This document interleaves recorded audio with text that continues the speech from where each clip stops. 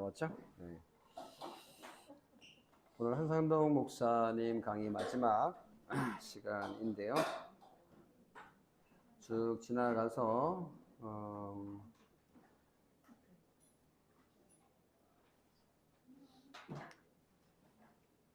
지금 다 했고요.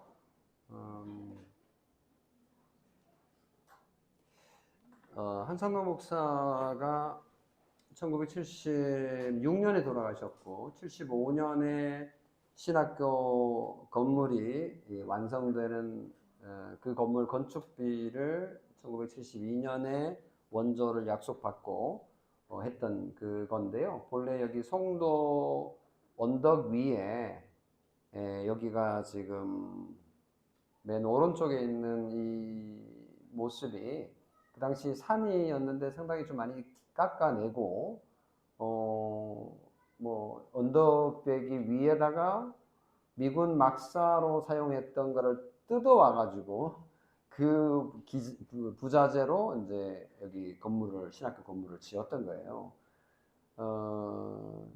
그러니까 이게 뭐 건물이 많이 낡았고 또 이제 제대로 대학 건물로 쓰기에 좀 어려웠던 거죠. 옆에 이제 중간에 보이는 거 그리고 옆에 보이는 건물이 그 당시 신학교 건물로 사용되고 있었다고 합니다. 여기 맨 왼쪽에 있는 이 사진은 지금이 아마 없을 텐데 아동병원으로 활용되던 그쪽 옥상에서 찍은 모습인 것 같고요. 저기 그 맨 왼쪽 사진 산이 보이잖아요. 그 산 위가 지금은 건물들로 쫙 이렇게 지어져 있는 그런 곳이고요. 부산의 특성을 여러분 잘 아시다시피 평지가 별로 없기 때문에 삼복도로라는 아주 특별한 길이 산 위로 사이로 복판으로 이렇게 길이 나 있는 것을 삼복도로라고 이렇게 표현하거든요. 그런 도로가 부산에 굉장히 많고, 그 부산역 위쪽 산 쪽으로도 그렇고, 송도도 마찬가지였어요. 여기 지금 그러니까 맨 왼쪽에 있는 건물 뒤쪽으로 길이 있는데, 그 길을 따라서 넘어가면 거기가 바로 감천입니다. 감천. 감천동에는 지금 유명한 그 관광지로 된 아주 형형색색의 그 언덕에 지어져 있는 거기 가보셨나요 혹시? 우리 고지원 선생님은 옛날에 한번 가보셨던 것 같고 지금은 그게 관광지가 되리라고는 상상도 못했던 동네인데요. 산토리노, 동양의 산토리노 뭐 이런 식으로 생각을 하면서 관광지가 됐는데 정말 그 동네에 제가 살았거든요. 신학교 다닐 때. 그 동네가 얼마나 거칠고 정감 없는 곳인지 살아보면 아는데 정말 끔찍한 동네였어요. 그쪽이 감천항이 있는데 감천항구 주변으로 이제 상인이 아니라 그 선원들이 많이 살거든요. 그분들이 좀 다 그런 건 아니겠지만 거칠어요, 대체로.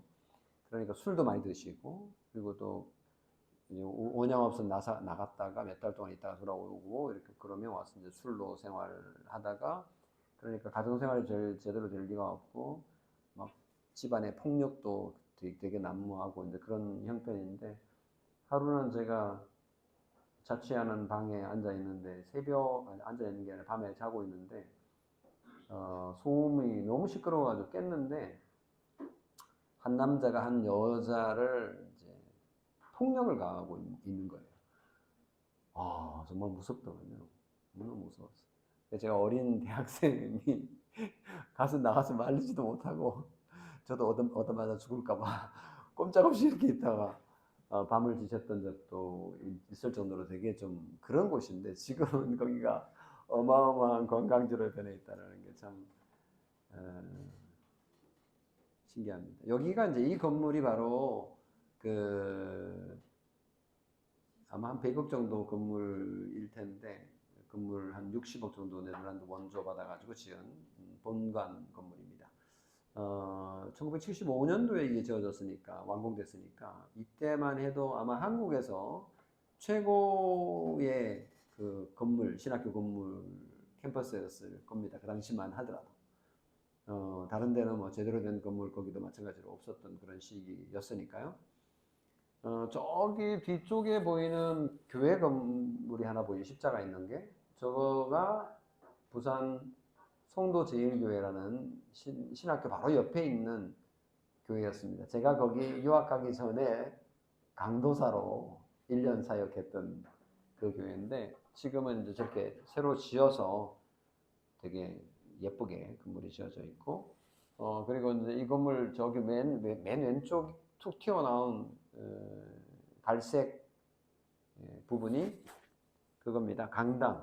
강당이고 요즘 사진에 안 나오는데 맨 오른쪽에 있는 툭 튀어나온 부분이 또 있거든요. 툭 튀어 날개처럼 이렇게 돼 있어요. 거기는 도서관이고 1층은 뭐 기타 등등 학생들 뭐 탁구장도 있고 서점도 있고 기타 등 식당도 있고 하고 2층은 행정동이고 3층, 4층, 5층이 강의실이었습니다. 근데 그 당시만 하더라도 학과가 4개밖에 없었어요. 신학과, 의예과, 종교음악과, 기독교교육학과 이렇게 4개의 학과가 있었던 아주 자그마한 그런 신학교였습니다. 한상도 목사 돌아가신 지 그러니까 1976년에 돌아가셨는데 50주년 그러니까 올해가 50주년인 셈이에요. 지난해 2025년에 5년이 아니구나. 2026년 올해 1월 2일 날 기념대회를 가졌는데요. 여기에 제가 가서 발표를 한 거예요. 여기 동영상이 있는데 잠시 일부분만 한번 보겠습니다. 이게 연결이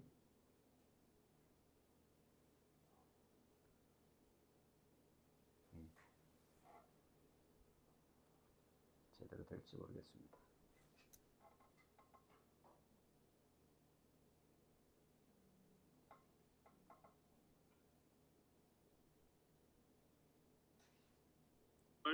미국 필라델피아에서 개최된 RCC 제2차 세계대회 참석, 미국 페이스 신학교 명예신학 박사 학위 수여, 1969년 3월 27일 고려신학교 교장 취임, 1971년 2월 고려신학대학 학장 취임, 1973년 12월 3일교회 원로 목사, 1974년 1월 고려신학대 학장 정령 퇴임 및 명예학장 취임, 1976년 1월 6일 송도 자택에서 노안으로 소천. 감사합니다.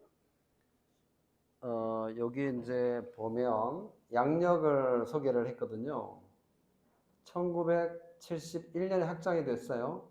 1972년에 네덜란드에 방문해서 원조를 얻어왔다라는 얘기를 빼먹었어요. 그 중요한 얘기를 제가 강의 올라가가지고 왜 이렇게 빼먹었냐. 그러니까 중요한 연역 안에 지금 네덜란드와의 관계가 전혀 언급되고 있지 않습니다. 그러니까 이거를 만든 분이 그 중요성을 몰랐거나 기타 그런 상황인 거죠. 제가 조금 더 볼게요. 예, 감사합니다. 자, 이 시간은 우리 제목으로는 처음 만나는 한 목사님 이렇게 되어 있는데 잠시 이분을 소개를 좀 할게요. 이분은 이제 이신열 교수라는 그 고신대학교 조직신학 교수인데 이분은 이근삼 교수의 막내 아들입니다. 저하고 나이가 같고 제가 네덜란드 유학 갔을 때 이분도 거의 같은 시기에 유학을 왔고 저와 같은 학교에서 학위를 마치고 여기 와서 이제 교수 생활을 하고 있는데 이근삼 교수의 아들입니다. 이 아들 둘이가 있었는데 아들 둘 다 목사가 됐고 한 분은 선교사였고 나중에 신학교 와서 선교학 교수로 활동하다가 은퇴했고 이분이 지금 아직 부산의 구신대학에서 가르치고 있는 저의 동료입니다. 한 목사님의 일대기와 그리고 한 목사님 설교 AI를 활용한 설교 영상을 잠시 한 3분 정도 되는 시간인데 잠시 함께 보도록 하겠습니다. 네.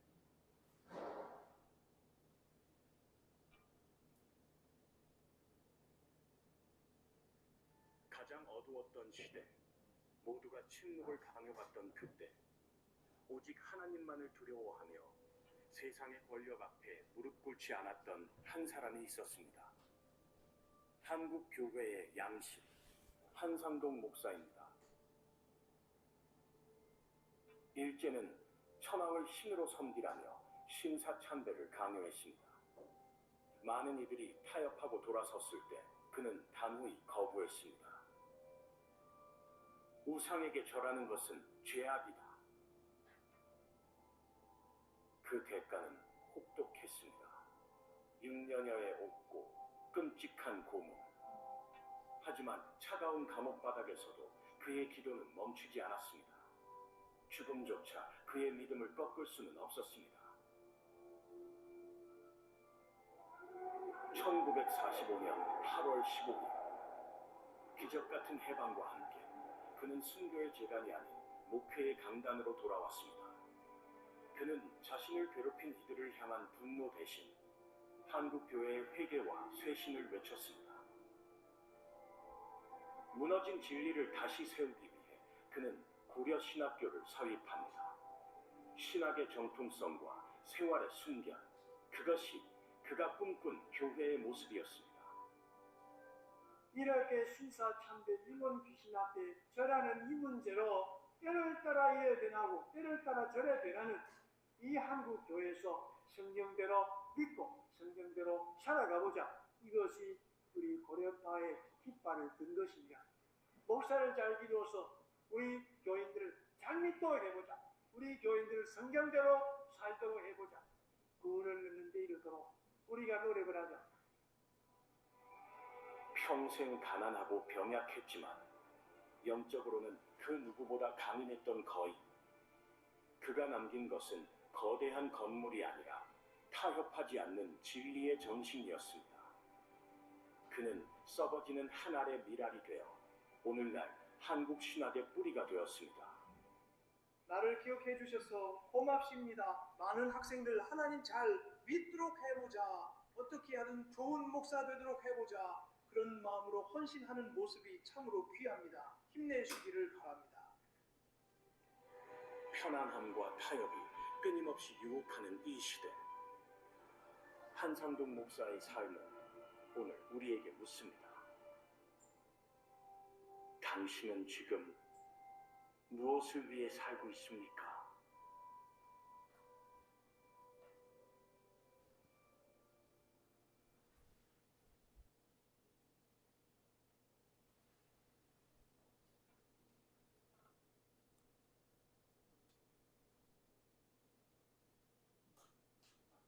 자, 이 시간에는 우리 환영사와 축사의 시간입니다. 이제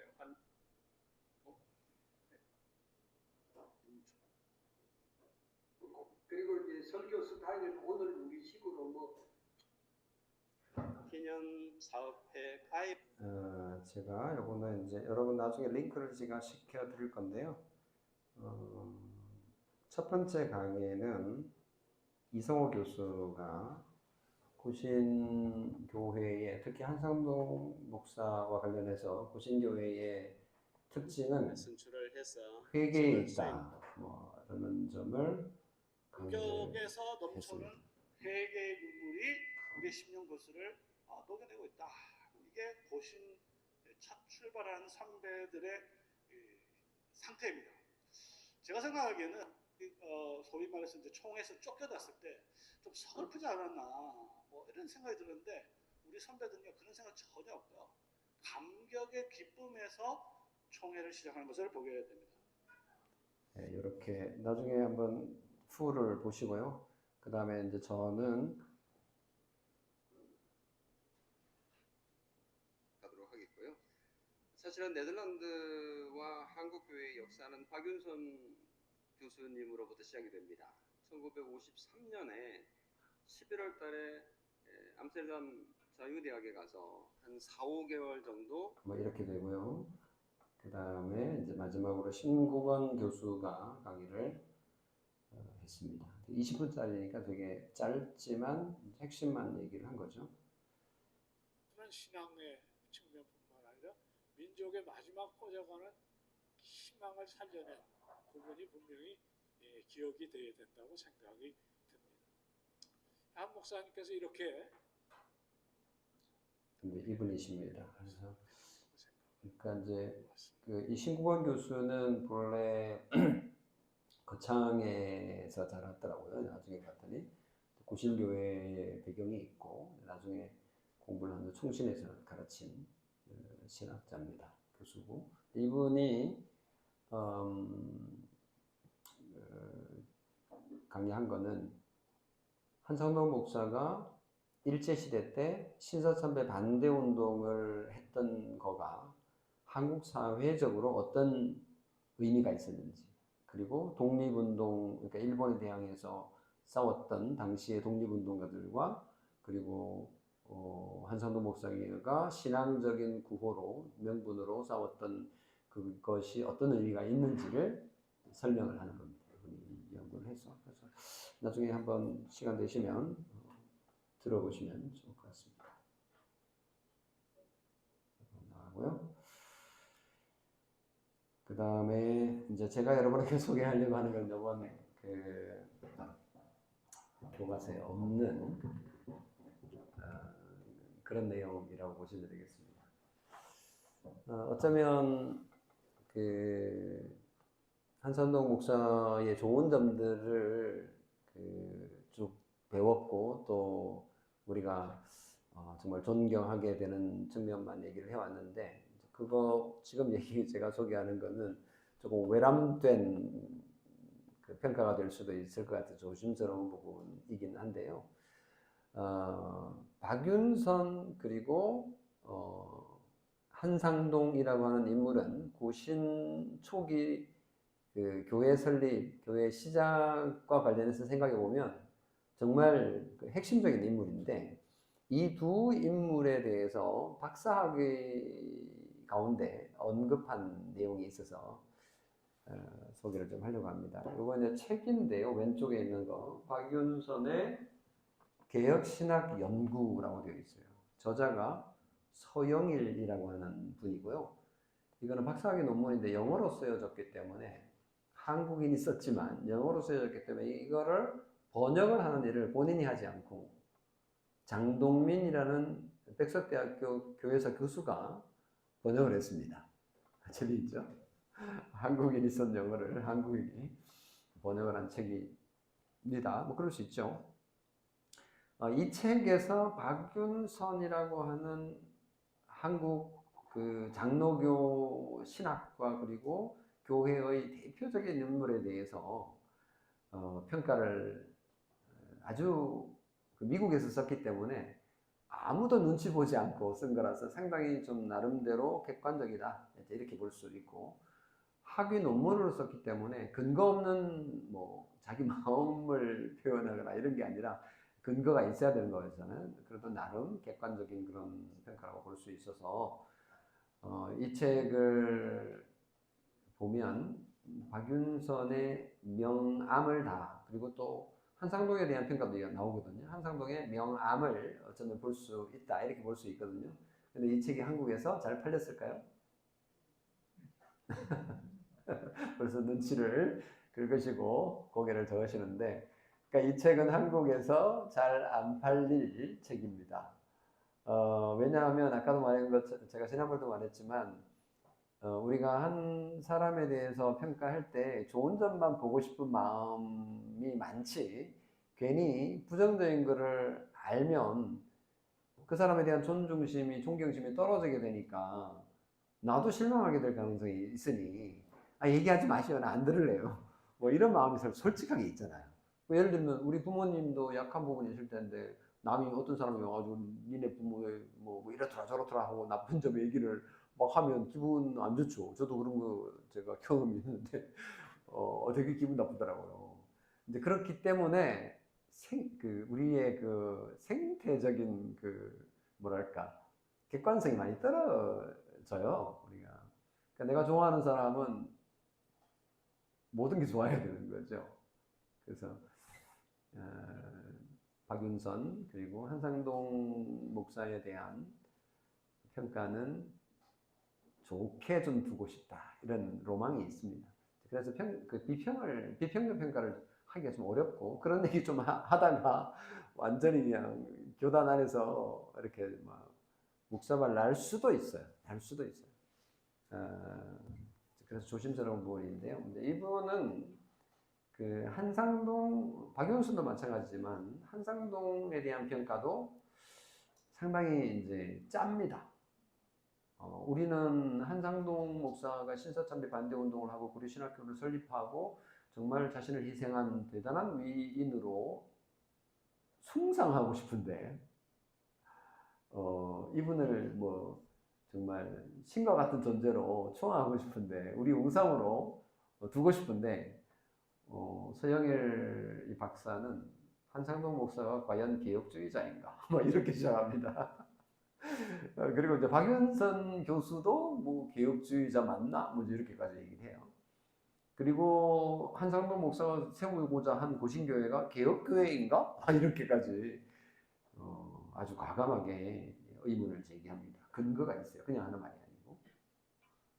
그리고 한상동 목사가 과연 서구 교회사적인 유산을 이해하고 있었을까라는 질문까지 던집니다. 그래서 와, 서영일 교수가 상당히 날카로운데 제가 이런 생각이 들었어요. 왜냐하면 제가 지난 시간에 여러분에게 소개했던 한상동 목사가 네덜란드 교회에 새벽기도 없는 거를 비판을 한 거를 분석을 했잖아요.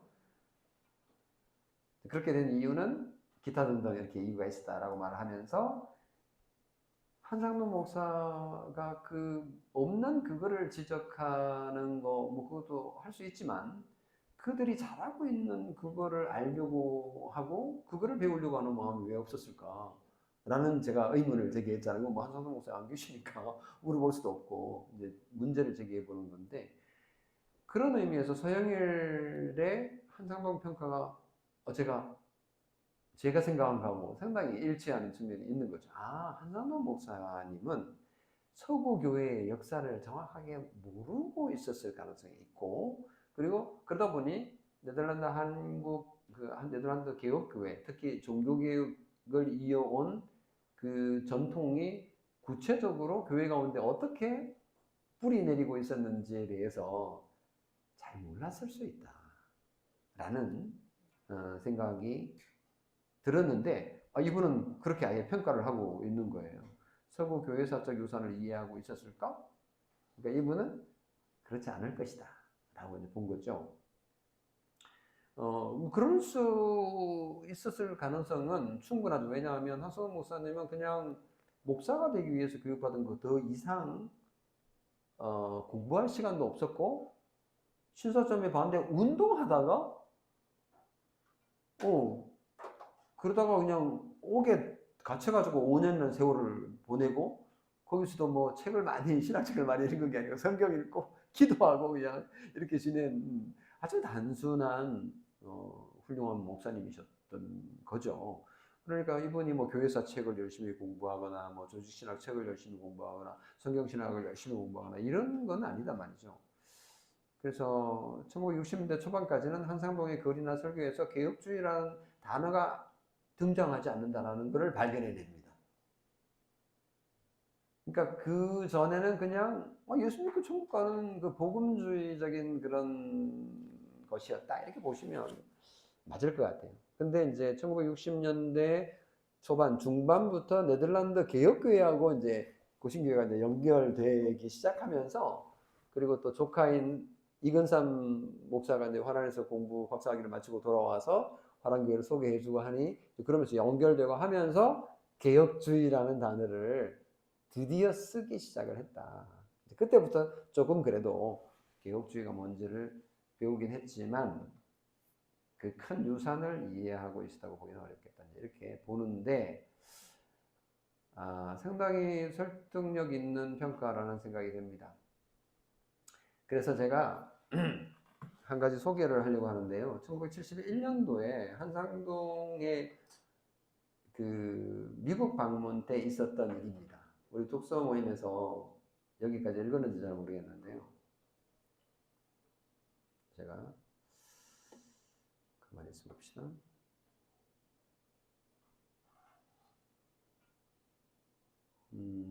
여기 지금 안 띄워놨으니까 제가 좀 찾을게요.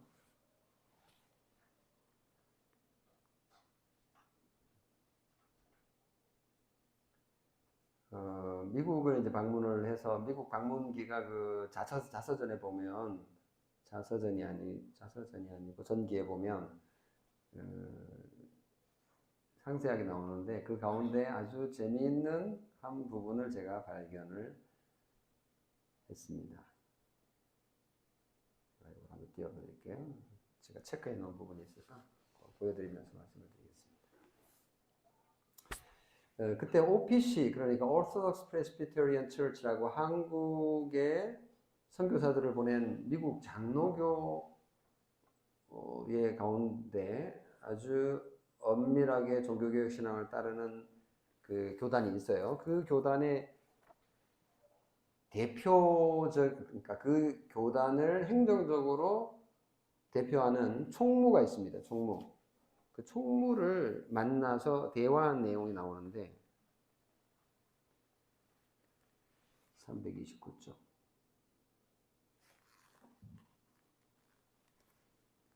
검색이 되나요? 검색이 안 되도록 되어 있나 보다.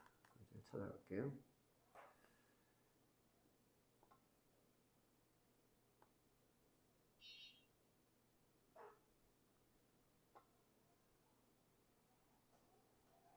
너무 내려왔네요.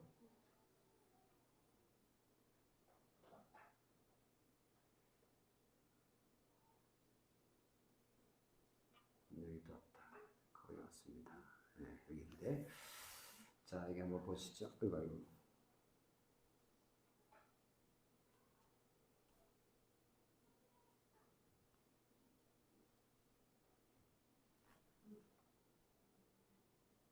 이거 보이시나요? 네. 11월 3일 수요일 아침 식사 때 윤 장로 부인과 이야기하는 중에 필라델피아에 있는 목사 중 물질적으로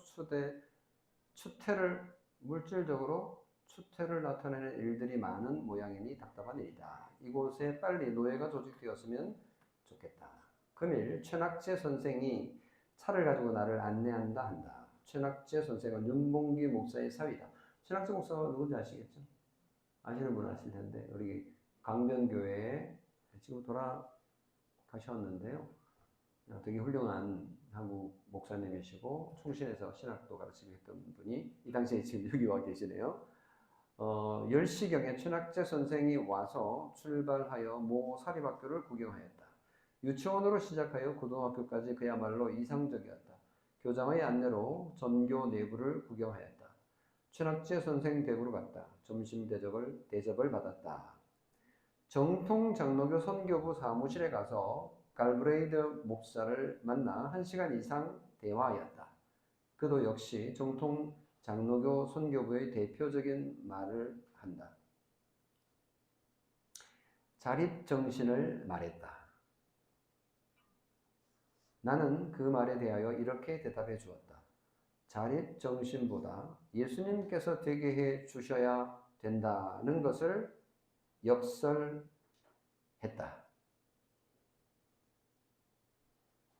신사참배를 강요하던 일제 당시 죽어도 신사참배에 참석 안 한다고 큰 소리치던 사람은 다 넘어졌다. 그러나 나는 할 수 없으니 주여 붙들어 주옵소서 한 사람들은 끝까지 남아 승리했다는 실예를 들어 자립정신보다 주님의 힘을 더 의지해야 된다고 강조했다. 그때 갈브레이드 목사도 감탄했다. 이런 얘기가 이제 나오는데요. 제가 이제 꽂힌 부분은 어디냐면 정통장로교 선교부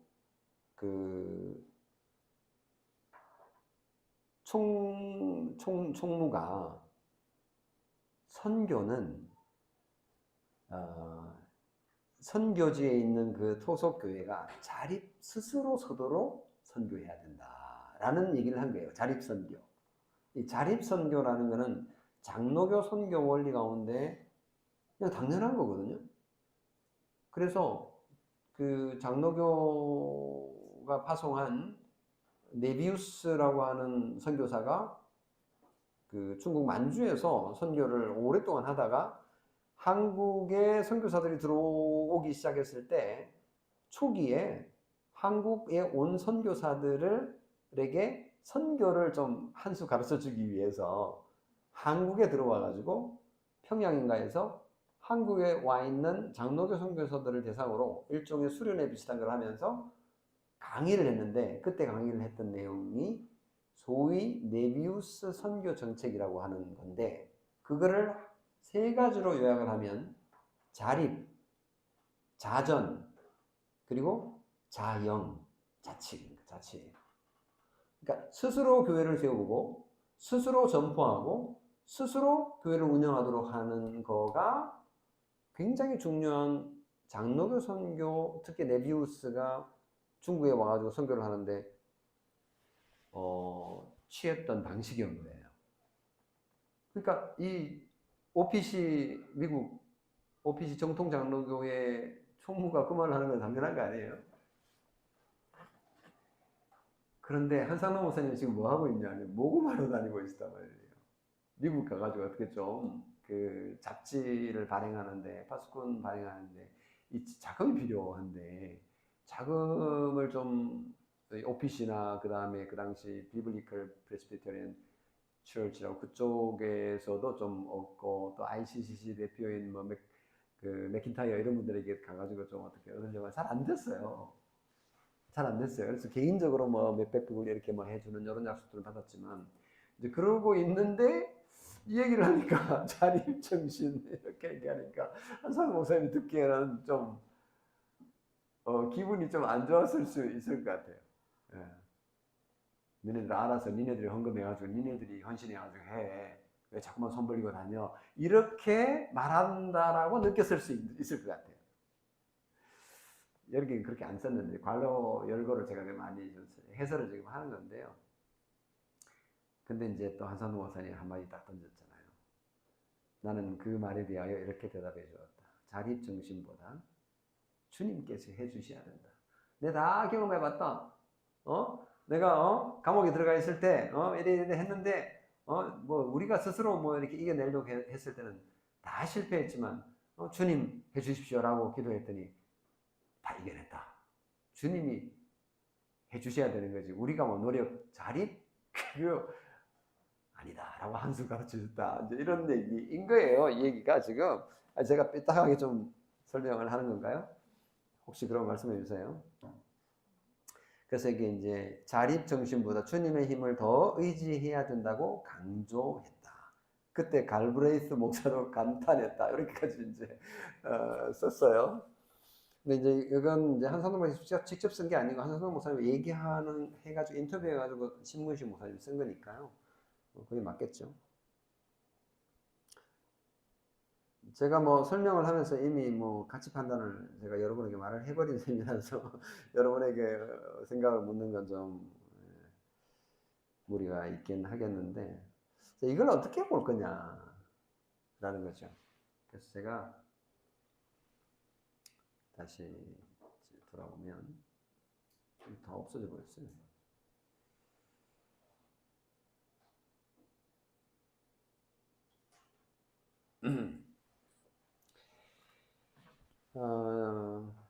여기 이제 요약한 겁니다. 인간을 의지하지 말고 주님을 의지해야 되지. 스스로 자리 선교해야 된다. 이 얘기는 안 맞는 것 같다. 이렇게 얘기를 했는데, 저는 그 한상봉 목사의 주장과 그리고 그 OPC 총무의 말은 각각 다 맞는 말이라고 생각이 들어요. 서로 말한 핀트가, 그러니까 범주가 다른 거죠. 저는 범주의 오류의 이해라고 표현을 하고 싶은데,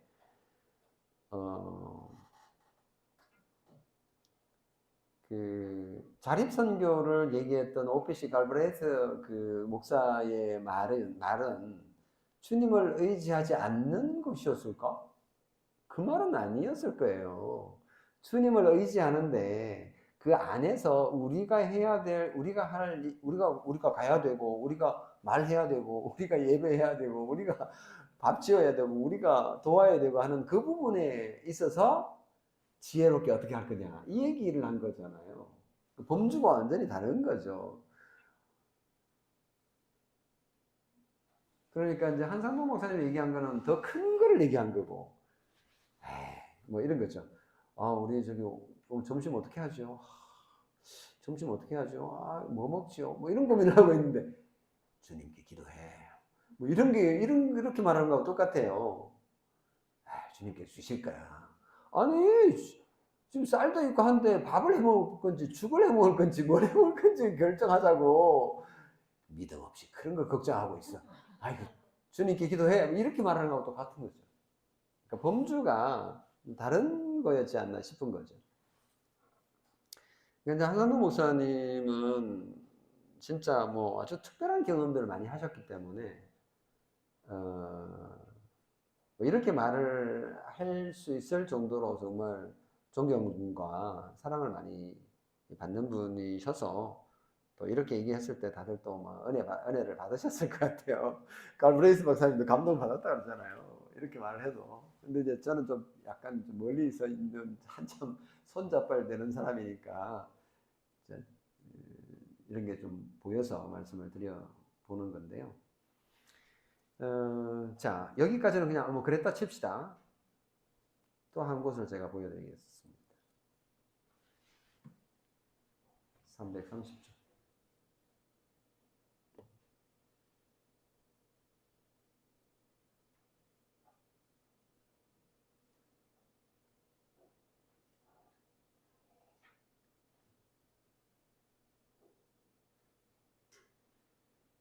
제가 이거 뭐 숫자가 아주 빨리빨리 안 되네.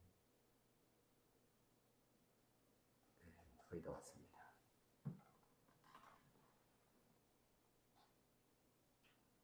내 마음대로 지금 문제요. 330쪽으로 가야 되는데 이제 한상도 목사님 거기 이제 미국 방문이 한 2달 정도 있었던 것 같아요. 마치고 이제 돌아오는데 하와이로 거쳐서 왔던 거예요. 볼게요. 이거는 뭐야? 353으로 가야 되는구나.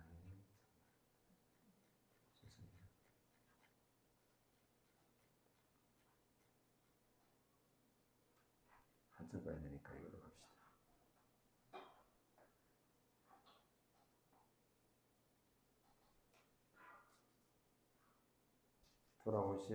돌아올 때 이제 이런 에피소드가 있습니다.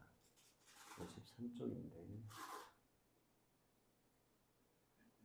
여기인가 보다. 네, 여기서 이제 하와이에 도착하는, 여기서부터 볼게요. 보이죠? 네, 하와이에 도착하니 밤 12시 40분이었다. 꼭 5시간 30분이 걸렸다. 여기에서 내리는 사람들은 내린다. 30분 정도 시간이 있다 한다. 기름도 넣고 비행기도 살핀다. 밤이라 내려봐야 구경할 수도 없고 하여 그대로 앉아 있었다. 영어를 모르니 여행한다는 것이 참으로 무의미한 일일 뿐더러 오히려 괴롭다. 이 표현을 썼어요. 영어를 알면 알 수 있는 방법은 뭘까요? 주님 의지하면 되는 건가요? 그렇지 않잖아요. 영어를 잘하려면 영어에 많은 시간을 투자해야 되는 거죠. 공부를 해야 되고 연습을 해야 되고 스스로 스스로 해야 되는 거죠. 내 스스로 해야 되는 부분이 있는 거죠. 근데 내 스스로 한 것이 없는 거가 참으로 괴로운 거예요. 그것 때문에. 내가 안 한 것 때문에 내가 괴로움을 당하는 거는 당연한 이치인 거죠. 이게 이제 신앙이 좋은 사람들이 종종 논리의 오류에 빠지는 경우가 있는데, 그러니까 이건 목사들이 사실은 좀 잘못 가르친 탓이기도 해요. 그러니까 기도하면 된다. 하나님께서 다 하신다? 맞죠. 맞죠. 그거 뭐 틀렸다고 이의를 제기하는 게 아니에요. 근데 내가 해야 될 거는 내가 해야 되죠. 그래서 공부할 건 공부해야 되고 일할 건 일해야 되는 거고, 이게 충돌되는 게 아니라고. 그러니까 범주가 다른 거죠. 그래서 요 긴장이 늘 이제 이게 쉬운 문제는 아니에요. 사실은 살아가면서 보면 어디까지가 내가 할 일이고 어디까지가 하나님이 할 일이고, 그래서 가끔은 전부는 아니고 요만큼은 내가 할 일이고, 자 지금부터는 신의 영역이다. 이번에 뭐 보니까 제가 뭐 자세히 보지는 않았지만 선거하는데 보니까 막 너무 비슷비슷하니까, 아니지 무슨 투표 끝나고 나서 뭐 발표하는 거 있죠. 무슨 뭐라 그러죠? 출구조사 그 결과 딱 나왔을 때, 와 이거 뭐 비슷비슷하다 이랬을 때, 이거는 뭐 0점 얼마 차이다 그러면 이거는 이제 신의 영역이다. 뭐 이렇게 이제 표현을 하더라고요. 그러니까 어디까지는 인간의 영역이고 어디까지는 신의 영역이다라는 어떤 그런 의미인데, 우리가 사실 이해하기가 어려우니까 이제 그렇게라도 표현을 해 보는 거죠. 근데 사실은 뭐 처음부터 끝까지 다 하나님께서 작정하시고 섭리하시는 일을 우리가 다 어떻게 이해하겠어요? 이해를 못하니까 이런 식으로라도 요거는 내 일이고 요거는 하나님 일이고, 그래서 우리 다 해놓고 이제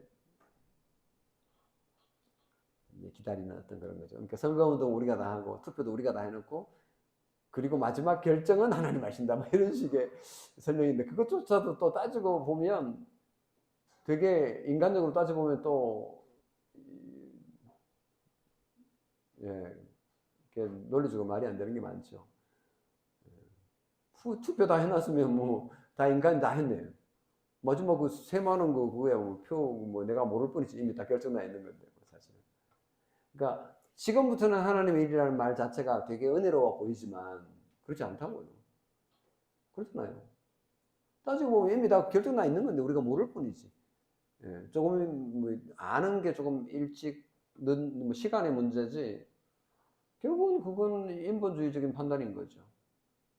그러면 어디서부터 어디까지가 하나님의 일이냐고. 그럼 우리의 일이고 또 어디까지는, 이게 참 쉬운 문제는 아니에요. 이해가 참 어려운 문제예요. 그러니까 이해하기 쉽게 우리가 아이들한테도 얘기하고 뭐 우리끼리 얘기할 때 그렇게 얘기하긴 하지만, 사실은 처음부터 끝까지 다 하나님이 하시는 일이면서 동시에 또 우리가 하는 일인 거죠. 그거는 더 어려워지는 방식이기 때문에 그거는 설명을 잘 안 하죠, 그렇게는 사실은. 그래서 한상환 목사님에 대해서 기도합시다 하면 다 끝난대요. 우리 선배들이 그랬대요. 그렇게 은혜로웠대. 이 고난당한 추록성도 선배님, 진짜 뭐 그 어느 누구도 이분의 어떤 그 카리스마 앞에 반대하기 어려웠고 할 수도 없고 하지도 않았고, 근데 이분에게 이제 달라드는 한 훌륭한 또 어른이 있었는데, 송상석 목사라는 아주 위대한 분이 한 분 계셨는데, 그분이 딴지를 걸고 이제 이렇게 했던 역사가 있긴 해요. 그래가지고 교단 안에서 이런저런 긴장도 있고, 네덜란드 관계에서 상당히 좀 걸림돌도 되고, 그래서 그것 때문에 원조 계획받은 거가 취소될 수도 있고 뭐 이런 상황까지도 뭐 비슷한 상황까지도 전개되기도 하는 그런 사건이 있었는데요. 하여튼 우리가 교회 역사 가운데 인간을 바라볼 때 진짜 우리가 선지자 얘기도 했지만 하나님께서 주신 그 기능의 역사 그만큼만 딱 인정을 하고, 나머지는 다 우리와 성정이 같은 사람으로 보는 그런 용기라 그러면 좀 이상하지만 그런 자세가 필요합니다. 그런 자세가 필요합니다.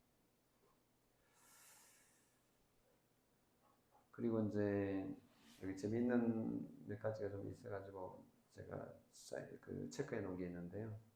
몇 가지 하나만 보여드리고 지금 이제 화란 방문 얘기가 이제 나오고요. 그 가운데 이런 게 나옵니다. 3월 17일 한국을 출발해서 화란 방문의 장도에 올랐다. 한상도 목사는 비행기 안에서도 염려했다. 조그마한 교단에 무슨 힘이 있겠나. 그러니까 네덜란드 개혁교회가 작은 교회라는 뜻이에요. 그러니까 처음에 가면서 이제 긴가민가 의심도 되고 조그마한 교단이 무슨 힘이 있겠나. 내가 참 가서 뭐 원조를 얻으려고 그러는데 이게 뭐 되겠나 이렇게 생각했다는 거예요. 그리고 이제 도착해서 딱 보니까 다음날 한 목사는 도시의 우아하고 풍부한 시민 생활에 마음이 동하고 있었다. 딱 그 현장을 보니까 기가 팍 죽으셨나 봐. 깡패 신학교를 방문하는 여러 교회들을 보고 자신의 생각에 변화가 오고 있음을 알았다. 좀 얕잡아 봤는데 와보니까 오, 실력이 있다. 실력이 있는 나라구나. 교단 자체도 실력이 있겠다. 이렇게 솔직한 마음들을 표현하셨어요. 인간적이잖아요. 네, 이런 게 되게 재미있어요. 그 다음에 이분이 그 호란에 가가지고 설교도 여러 교회에 가가지고 많이 하셨더라고요. 다 기록에 남아있지 않아가지고 지금 알 수가 없는데, 그 다음에 이제 요 표현이 나오는데요. 그 화란에 있을 때 화란 정부 원조 기관의 요직에 신교, 그러니까 개신교 교인들이 있었는데 이들을 교단 대표들이 만나 한국 교회 이야기를 했더니 쾌히 원조할 것을 허락한 것이다. 이리하여 교단 내의 교회 모금 운동 외에 정부 원조를 포함한 많은 액수의 돈을 받을 수 있게 되었다. 이렇게 표현을 하는데 이게 이제 무슨 말이냐면요. 그러니까 1970 이제 이해 교단적으로 후원할 거를 결정을 할 거예요. 아직 결정이 안 됐어요. 이제 곧 한 달, 두 달 후에 결정이 될 건데 그거 외에 네덜란드 정부가 이 당시만 하더라도 꽤 잘 살았어요. 그래서 그 개발도상국의 원조 지원을 위해서 정부가 이렇게 떼놓은 어마어마한 금액이 있는 거예요. 이거는 눈먼 돈이야, 한마디로 말하자면. 예, 어떻게 잘 이렇게 서류 작성해가지고 딱 내면 그냥 막 몇백만 달러 이렇게 막 원조 가져올 수 있는 거야. 무슨 말인지 아시겠어요? 그래서 그 전영창 교장이라고 여기도 얘기 나오는데 거창고등학교를 지은 한국 유학 비자 1호 유명한 한 분 전영창 교장님 계시는데 이분도 그 네덜란드 이 개발도상국 원조를 얻어가지고 학교 건물을 짓거든요. 상당 부분.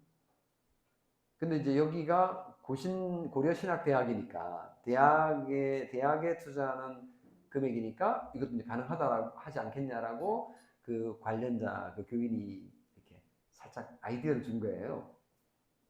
그래서 이제 이거를 신청을 했어요. 근데 이제 보세요. 66쪽이니까 다음 그런데 화란 정부에서 주기로 약속된 기금은 정부 요인 교체로 취소가 되었다. 원통한 일이었다. 거금이 들어오는 것을 교단 내의 해결되지 않은 이사장 문제로 취소되고 있었으니 말이다. 자, 요게 지금 이게 지금 정확치 않은 정보를 알고 있는 것 같아요. 제가 그 네덜란드에 있는 기록을 읽어본 결과 그게 아니고, 그러니까 이게 우리 고신교단 내에 해결되지 않은 이사장 문제 때문에 취소되었다라고 이렇게 쓰고 있잖아요. 그리고 화란 정부 기금 담당 정부 요인이 교체가 되면서 안 됐다는 말이 안 되거든요. 이게 이 문서 자체가 말이 안 되고, 그리고 실제로 어떻게 된 것이냐 하면 그 화란 기록에 의하면 고려신학대학이 대학이니까 도와줄 수 있겠다고 해서 그 서류를 조사해 보니까 이거는 종교기관인 거야. 네덜란드 정부가 종교기관에 후원을 하겠어요? 노죠. 절대로 안 되죠. 종교기관 말고 그냥 기관에는 지원을 하는 거예요. 이게 뭐가 맞으면. 근데 신학교이기 때문에 종교기관이라 안 되는 거예요. 이게 불교기관이 해도 안 되고, 그러니까 기독교 재단이면 가능한데 이 안에 신학과가 있잖아요. 그러니까 종교인을 양성하는 학교이기 때문에 안 된다. 이렇게 결정이 된 거예요. 그러니까 안 되는 걸로 된 거죠.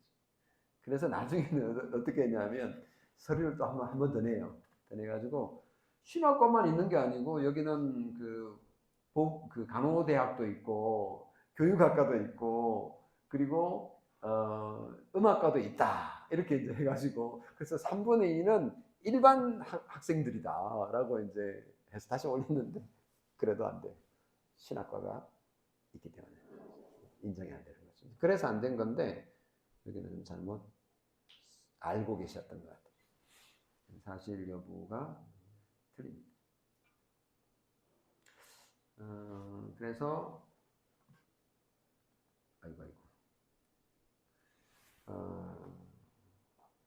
그래서 이제 주님 의지하고 기도하면 다 된다라고 말을 했는데 이제 그 구도를 만약에 그 한상도 목사님의 그 삶에 그러면 적용을 해보면 이게 만병통치처럼 적용이 되는 거냐? 아니거든요. 보세요. 기도의 사람도 기도의 사람이 본인도 실수할 수 있고요. 그리고 주변에 있는 자기가 하고 있는 당신이 하고 있는 모든 일도 기도하는 대로 안 돼요. 안 되는 일들이 많이 있어요. 한상도 목사님의 그 일대기를 보면. 그건 당연한 거잖아요. 네. 예를 들면 교단 합동과 환원 얘기를 이제 봐도 그런데 이거는 얘기가 너무 길어지기 때문에 빼고 하여튼 그 한상도 목사님이 교단의 어떤 어른으로 있으면서 중요한 일들이 많이 있었는데 신사참배나 기타 신사참 반대 운동이나 회개 운동 이런 운동에서는 정말 우리가 뭐 너무너무 존경스럽고 우리가 본받을 것들이 많이 있는데 또 그 외의 것들은 그분도 인간이시기 때문에 실수한 것들이 여럿 있고 그런 부분들은 우리가 본받지 말아야 될 부분인 거죠. 아, 이렇게 훌륭한 분도 실수할 수 있는 인간이구나 라고 우리는 배우면 되는 거죠. 이분을 비난하자는 게 아니라 비난해서는 안 돼. 그런 식으로 비난해서는 안 되고 우리가 대신 또 이분은 뭐 잘못을 절대로 할 수 없는 분이야 라고 우상화해서도 안 되는 거고요. 이 두 가지를 우리는 조심을 하면 되는 거라고 마지막으로 판단을 해봅니다. 네, 제가 준비한 거는 여기까지고요. 그래도 나는 상당히 시간이 많이 남을 줄 알았는데 또 하고 보니 시간이 뭐 할 만큼 했네요.